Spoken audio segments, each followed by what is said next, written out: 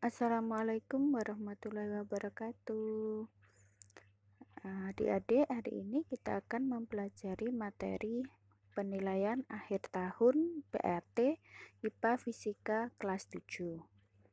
Untuk materinya, nanti yang pertama ada objek IPA dan pengamatannya, yang kedua klasifikasi materi, yang ketiga suhu dan kalor, yang keempat energi dalam kehidupan, yang kelima pencemaran lingkungan, yang keenam pemanasan global, dan ketujuh tata surya.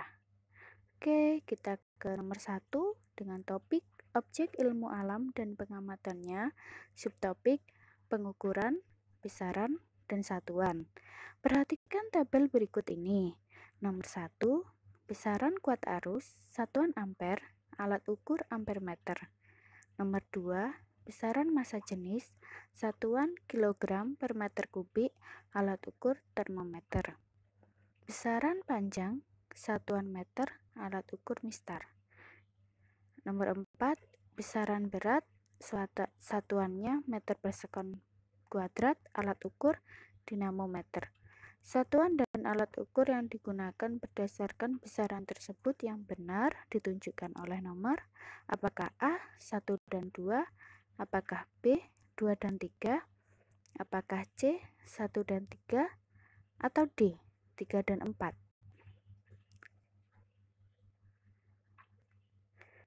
Iya, jawabannya adalah C 1 dan 3.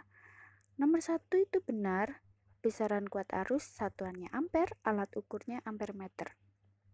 Nomor 2, besaran massa jenis satuannya kilogram per meter kubik, namun alat ukurnya salah. Harusnya hidrometer. Nomor 3 benar, besaran panjang satuannya meter, alat ukurnya mistar. Nomor 4 ini salah. Untuk besaran berat satuannya adalah kilogram meter per sekon per kuadrat atau biasa dikenal dengan Newton, dan alat ukurnya dinamometer. Oke, lanjut. Nomor 2, topik objek ilmu alam dan pengamatannya, subtopik penggunaan alat ukur. Perhatikan gambar berikut. Nah, di sini ada gelas berpancur dengan volume 100 cm3. Kemudian ketika sebuah benda dimasukkan, ada air yang tumpah, ada air yang terpancur dengan volume 20 cm3.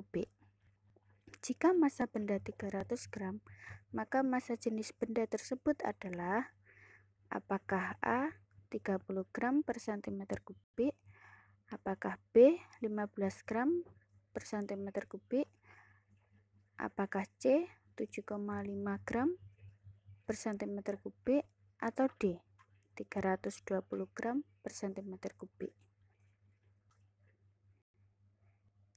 Ya, jawabannya adalah B 15 gram per cm3. Dengan pembahasan, diketahui massanya 300 gram, volumenya 20 cm3. Nah, yang ditanya adalah massa jenis, ini lambangnya rho. Nah, untuk mencari massa jenis adalah rho M per V, massa dibagi volume. Massa 300 gram dibagi volume 20 cm3. Nah, ini sama dengan 15 gram per cm3. Lanjut, nomor 3, topik zat dan karakteristiknya, subtopik materi. Perhatikan rangkaian percobaan tampak pada gambar berikut ini. Ini ada sebuah ruang A dan ruang B, di mana ruang A ini adalah sebuah kotak dan ruang B ini dia melengkung. Kemudian ada zat X, ketika di ruang kotak dia bentuknya kotak. Nah, untuk zat X ini ketika di ruang B dia lengkung. Untuk zat Y di ruang A yang kotak dia kotak. Nah, ketika kerannya ini dibuka, ternyata zat Y ini memenuhi semua ruangan.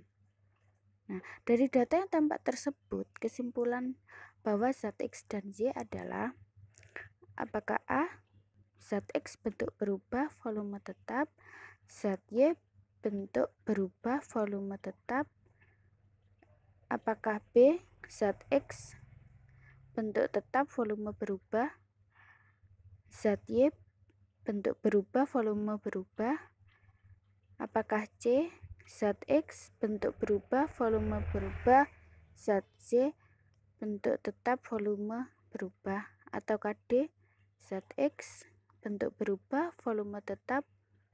Zat Y, bentuk berubah volume berubah. Oke. Nah, kita tahu jawabannya adalah D. Jadi berubah tetap berubah. Untuk zat A tadi itu merupakan zat cair. Jadi zat cair ini bentuknya berubah, volumenya tetap. Untuk zat Y itu gas. Jadi bentuk berubah, volumenya juga berubah. Nah, susunannya bisa kita lihat dalam pembahasan ini. Zat padat itu teratur, zat cair itu tidak teratur, dan zat gas sangat tidak teratur. Lanjut.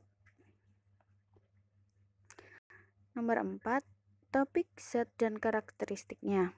Subtopik zat dan perubahannya. Perhatikan peristiwa berikut. 1. Buah apel dikupas kemudian didiamkan beberapa saat. Nomor 2, garam dilarutkan dalam air. Nomor 3, kertas dibakar. Nomor 4, lilin dipanaskan kemudian didinginkan. Peristiwa yang merupakan perubahan kimia adalah apakah A 1 dan 3, apakah B 2 dan 3, apakah C, nah ini 1 dan 4, apakah D 2 dan 4. Oke, jawabannya adalah A 1 dan 3. Jadi perubahan kimia itu tidak dapat kembali ke semula dan terbentuk zat baru. Untuk perubahan fisika dapat kembali ke semula dan tidak terbentuk zat baru. Peristiwa buah apel dikupas kemudian didiamkan beberapa saat, kita tahu nanti kulitnya menjadi coklat. Nah, itu kan dia perubahan kimia. Untuk garam dilarutkan dalam air, dia perubahan fisika, dia kan berbentuk padat menjadi cair, kelarutan. Untuk kertas yang dibakar, dia perubahan kimia karena dia terbentuk zat baru, nanti kertas itu akan menjadi arang. Untuk lilin dipanaskan kemudian didinginkan, itu perubahan fisika.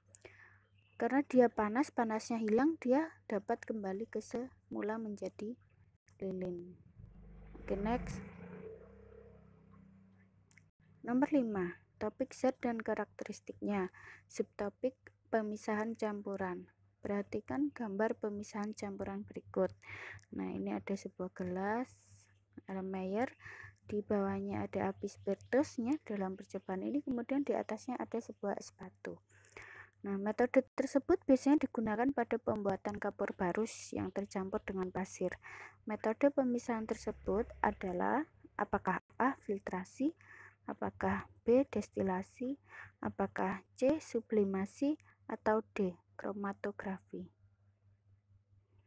Ya, jawabannya adalah C, sublimasi. Jadi untuk filtrasi ini merupakan pemisahan campuran berdasarkan ukuran partikel, biasanya untuk memisahkan air dan pasir. Sublimasi pemisahan campuran melalui proses menyublim. Jadi yang tadi kan ada api, itu dipanaskan diubah menjadi gas. Nah, gas nanti kan kalau kena dingin, es batu yang ada di atas tadi, dia akan menjadi padat, dari gas ke padat, itu menyublim. Kemudian destilasi, ini pemisahan campuran berdasarkan perbedaan titik didih, biasanya untuk pembuatan minyak goreng dan memperoleh air murni dari air laut yang tercampur dengan garam. Untuk kromatografi, pemisahan campuran berdasarkan perbedaan pergerakan antara fase gerak dan fase diam suatu larutan. Ini untuk memisahkan zat tinta warna, seperti itu. Next. Nomor 6, topik suhu dan kalor. Subtopik suhu. Pada saat kita berada dalam ruangan tertutup dengan suhu 59 derajat Fahrenheit, maka kita akan merasakan apakah A panas, apakah B apakah A sangat panas, apakah B panas, apakah C hangat, atau D dingin? Nah, jawabannya adalah D dingin. Ini adalah konversi suhu, jadi untuk 59 derajat Fahrenheit itu berapa derajat Celcius? Biasanya untuk sebuah ruangan kan diukur dengan derajat Celcius. Nah, perbandingan adalah Celcius, Kelvin, Fahrenheit, Reaumur. Celcius 5, Kelvin 5, Fahrenheit 9, Reaumur 4. Nah, di sini kita menggunakan persamaan mengubah konversi suhu. Fahrenheit ke Celcius adalah 5/9 dikali 59 dikurangi 32. 32 ini titik bawahnya Fahrenheit. Nah, jadi 5/9 dikali 59 dikurangi 32 itu ada 27, jadi 5/9 dikali 27 dibagi 93, 3 kali 5 adalah 15 Celcius. 15 derajat Celcius itu dingin. Jadi untuk sangat panas kalian biasanya kalau dalam termometer yang raksa merah itu kan untuk suhu ruangan hangat normal itu kan 33 derajat, 32 derajat seperti itu, 33, 32. Nah, untuk hangat 35, 36, 37, 38. Nah, untuk panas ini 40 derajat Celcius yang sangat panas, yaitu suhu ruangan tertutup lebih dari 40 derajat Celcius. Next. Topik 7. Suhu dan kalor, subtopik kalor. Perhatikan gambar berikut. Nah, ini gambar nomor 1 ini ada es batu, gambar nomor 2 ini ada gula pasir, gambar nomor 3 ada tetesan air di pucuk daun, nomor 4 ada air, nah nomor 5 ada uap air. Nah, perubahan wujud yang melepas kalor ditunjukkan pada nomor apakah A 1, 2, dan 3, apakah B 1, 3, dan 5, apakah C 2, 3, dan 4, apakah D 1, 4, dan 5. Ya, jawabannya adalah A 1, 2, dan 3. Untuk es batu ini dia kan dari cair ke padat, dia membeku, jadi dia melepas kalor. Pembuatan gula dia kan dari gas ke padat mengkristal, dia melepas kalor. Air di pucuk daun, gas ke cair, dia mengembun, itu dia melepas kalor. Nah, untuk air padat ke cair itu dia akan menerima kalor. Uap air, cair ke gas, dia peristiwa menguap, menerima kalor. Next. Nomor 6, topik kalor dan perpindahan. Nomor 8, topik kalor dan perpindahannya subtopik kalor. Nah, perhatikan grafik di bawah ini. Ada grafik minus 10 derajat, A ke B, kemudian B ke C. Besar kalor yang diperlukan untuk mengubah 200 gram es pada proses A, B, C. Jika kalor jenis es 2100 Joule per kilogram derajat Celcius dan kalor lebur es 336.336.000 Joule per kilogram derajat Celcius adalah apakah A 67.200 Joule, apakah B 71.400, apakah C 67.400, atau D 85.400 Joule. Ya, jawabannya adalah B 71.400 Joule. Diketahui massa air 200 gram, kita ubah dulu ke kilogram, nah menjadi 0,2 kilogram. Kalor jenis es yaitu 2100 Joule per kilogram derajat Celcius. Nah, kalor lebur di sini 336.000 Joule per kilogram. Kemudian untuk delta T dari 0 ke 10 derajat. Nah, 10 derajat minus 10 ke 0 itu ya. Jadi 10 ke 0 dia adalah 10. Nah, QABC berarti kita menggunakan QAB dan QBC. QAB kita menggunakan Q macat MC delta T. QBC, nah itu proses melebur pada suhu 0 derajat saja, kita menggunakan M kali L. Nah, kita substitusikan masanya 0,2 kg, 0,2 CS 2100 dikali delta T. Delta T-nya 10 ditambah massa 0,2 dikali 336.000. didapatkan 4.200 ditambah 6.700. Nah, sama dengan 7.400 Joule. Next. Nomor 9, topik energi dalam kehidupan. Subtopik perubahan energi. Sebuah mobil yang menggunakan bahan bakar solar sebagai sumber energi sedang melaju.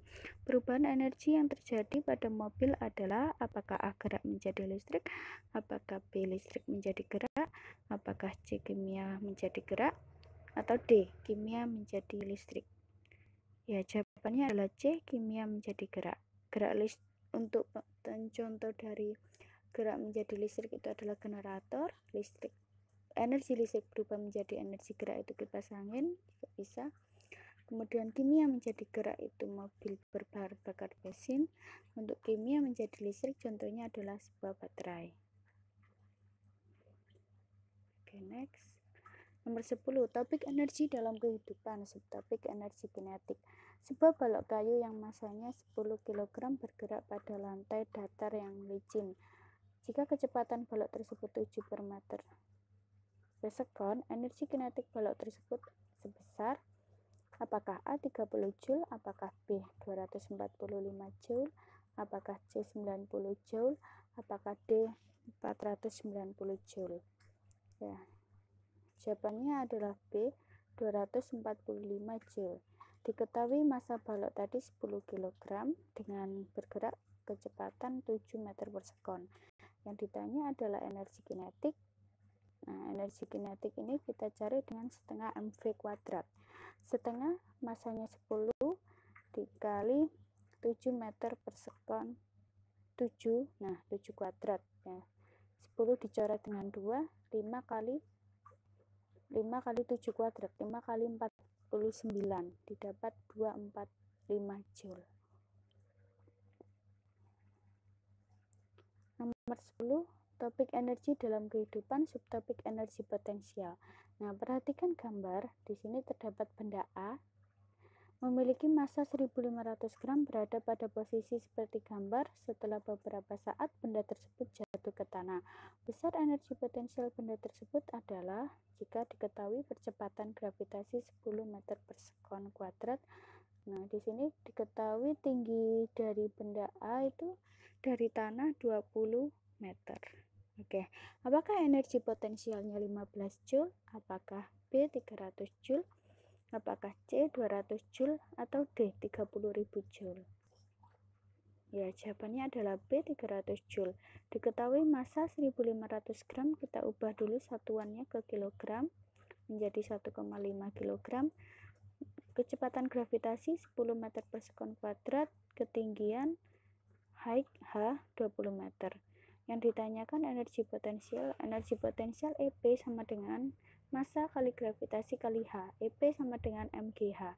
1,5 dikali 10 dikali 20 sama dengan 300 Joule. Nomor 11, topik pencemaran lingkungan. Subtopik upaya mencegah pencemaran.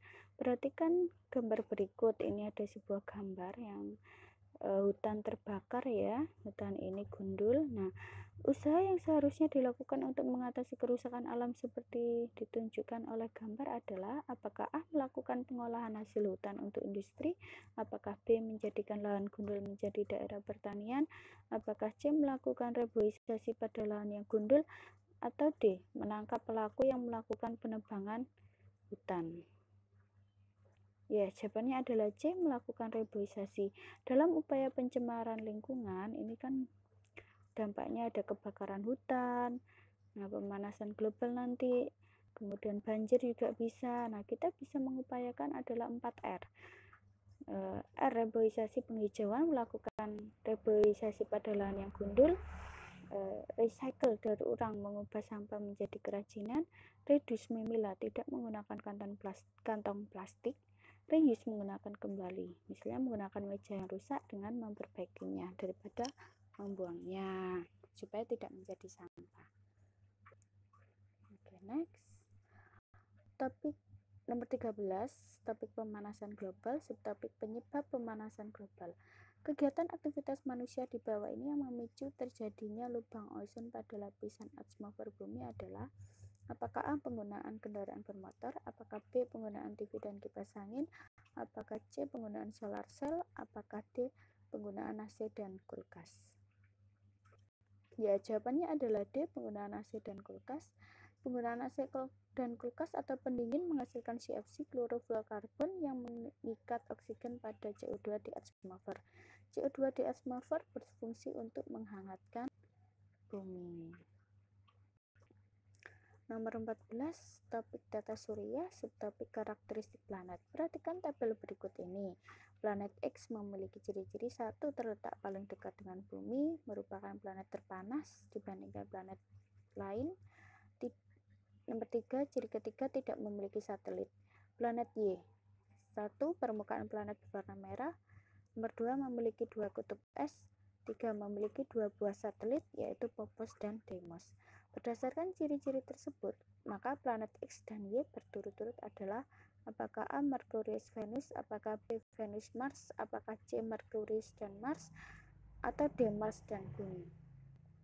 Ya, jawabannya adalah B. Venus dan Mars.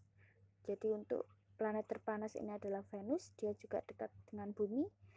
Kemudian untuk Mars ini dia berwarna kemerah-merahan. Untuk karakteristik planet Merkurius ini dekat dengan matahari dan planet terkecil. Untuk karakteristik planet bumi ialah satu-satunya planet yang terdapat kehidupan. Kita ke nomor 15. Topik tata surya ini tentang rotasi bumi dan bulan. Berdasarkan gambar berikut, posisi bulan yang mengakibatkan pasang air laut terbesar dan pasang air laut terkecil di bumi adalah: ada matahari, nomor 1, nomor 2, nomor 3, nomor 4. Nah, untuk posisi bulan, apakah A. Pasang air laut terbesar di nomor 2 dan 4, pasang air laut terkecil di nomor 1 dan 3, apakah B. Pasang air laut terbesar nomor 1 dan 2, pasang air laut terkecil 3 dan 4, apakah C. Pasang air laut terbesar posisi bulan 1 dan 3, pasang air laut terkecil posisi 2 dan 4, atau D. Pasang air laut terbesar ketika posisi bulan 1 dan 4, pasang air laut terkecil posisi 2 dan 3. Ya, jawabannya adalah C. Untuk pasang maksimum pasang air laut terbesar itu posisi bulan pada nomor 1 dan 3. Jadi dia berada garis lurus antara matahari, bulan, dan bumi. Itu terjadi pasang maksimum di posisi, kalau gambarnya lurus tadi ya, di posisi 1 dan 3 itu pasang maksimum. Kalau posisi 2 dan 4 itu pasang minimum atau surut gitu. Nah, pasang surut air laut ini naik atau turunnya permukaan air laut akibat gaya tarik bulan dan matahari. Nah, penyebab gravitasi bulan dan gravitasi matahari. Pasang terjadi pada saat bulan purnama atau bulan baru. Surut terjadi pada saat bulan separuh atau bulan berbani. Oke, demikian materi PAT kelas 7. Adik-adik semoga sukses. Nah, salam juara. Terima kasih atas perhatiannya. Assalamualaikum warahmatullahi wabarakatuh.